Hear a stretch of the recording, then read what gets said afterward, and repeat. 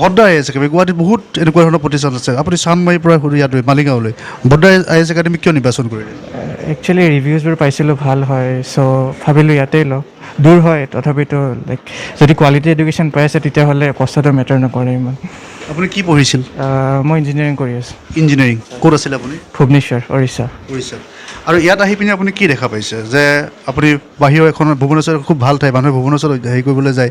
কোটাত যায় তাৰ পৰা গুৱাহাটীত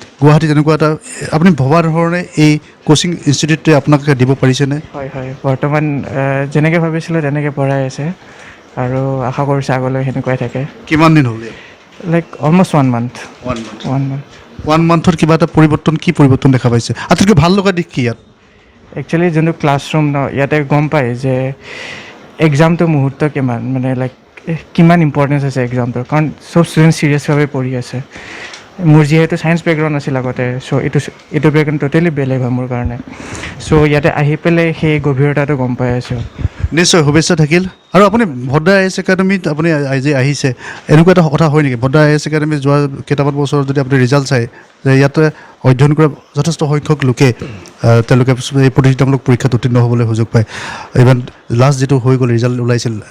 APSC পৰীক্ষা তাত 58জনে পাইছিল আৰু শেহতীয়াকৈ তাত যথেষ্ট 100ৰো অধিক ছাত্ৰ ছাত্ৰীয়ে তেওঁলোকে প্ৰিলিমিনাৰী ক্লিয়াৰ কৰি মেইনত বহিছে গতিকে এই ফলাফলটোৱে মেটাৰ কৰে নেকি ছাত্ৰ ছাত্ৰীসকলক আকৰ্ষিত কৰাত বা আপোনাক এনে প্ৰভাৱ পেলাইছে নেকি একচুৱেলি সেইটো হয়